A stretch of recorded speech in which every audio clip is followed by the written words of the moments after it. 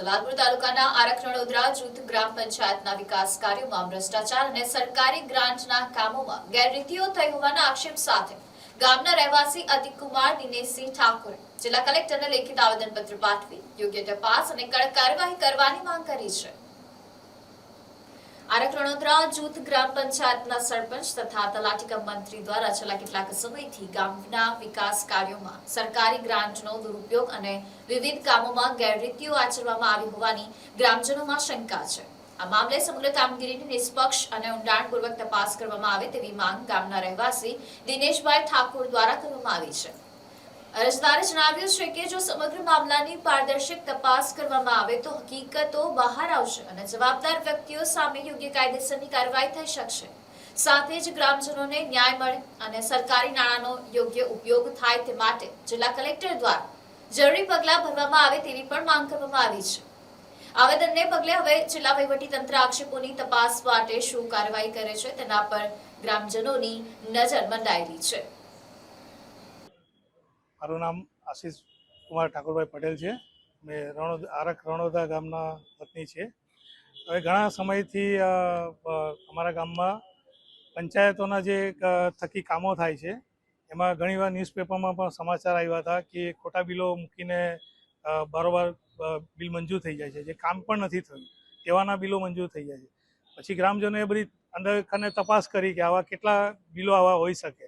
તો ગ્રામ પંચાયત પોર્ટલ જે આપણી મેરી પંચાયત કરીને ગવર્મેન્ટની પોર્ટલ છે એના પર તપાસ કરતા એવા ઘણા બધા કામો દેખાયા છે, અમારા ધ્યાનમાં આવ્યા છે કે જે સ્થળે કામ કરવા માટે ફંડ સરકારે આપ્યું છે તેની જગ્યાએ બીજા બધા સ્થળોના જે 1 કિલોમીટર 1.25 કિલોમીટર દૂર અંતરે આવેલા છે તે જગ્યાના બિલો મૂકવામાં આવ્યા છે। ખરેખર તપાસ કરતાં ઘણી જગ્યાએ એવા કામ થયા પણ નથી, પણ ખોટા બિલો મુકાયા છે।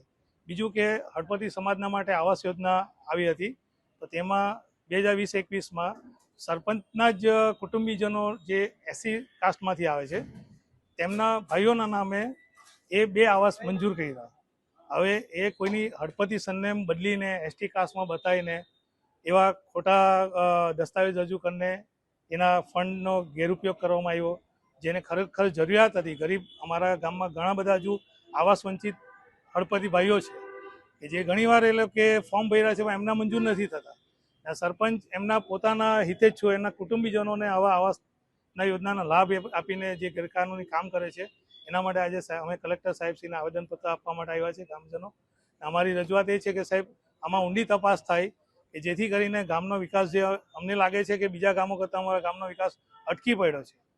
સરપંચ લેડીઝ સરપંચ છે, એમના પતિ જ બધું કારભાર કરે છે બને ત્યાં સુધી, કે એ હમણાં કોઈ સભ્યમાં પણ નથી, એ છતાં બી એ સરકારી કામકાજમાં બધામાં દખલગીરી એની જ છે। ખોટા દસ્તાવેજો બનાવવામાં એ બધામાં ગેરકાનૂની કામ જે અમને લાગતા છે, સાહેબ તપાસ કરે કે આવા કોઈ ખોટા કામો થઈને સરકારશ્રીને નુકસાન નહીં થાય, તેના માટે અમે આવેદન સાહેબશ્રીને આપ્યું છે। અમને આશા છે કે સાહેબ યોગ્ય કાયદેસરની તપાસ કરીને યોગ્ય પગલાં ભરે, અમારા ગામનો વિકાસ થાય એના માટે રજૂઆત છે। જય હિન્દ। હું આરકનો વતની, આરક રણોદરા ગ્રામ પંચાયત, મારું નામ પ્રફુલ પંડ્યા। અમારા ગામમાં ચાલતા ગેરવહીવટના એના પર અમે આજે આવેદનપત્ર આપવા આવ્યા છે। ગામ લોકોના બધાના સહયોગથી આજે આવેદનપત્ર કલેક્ટર સાહેબને અપાઈ ગયું છે અને DDOમાં પણ આપીએ છીએ। અમારી એવી અપેક્ષા છે કે ગામમાં જે આ બધા કૌભાંડો છે એ ખુલે અને એ વિશે ન્યાયિક તપાસ થાય એના માટે સાહેબને રજૂઆત કરી છે। હવે સાહેબ આગળ શું કાર્યવાહી કરે અને શું નિર્ણય લે એના પર આધાર છે, પણ અમે અપેક્ષા રાખીએ છીએ ગામના લોકો કે ભાઈ અમારા ગામનો જે કંઈક નુકસાન થયું છે તેનો ભરપાઈ થાય અને તેમાં વ્યવસ્થિત તપાસ થાય।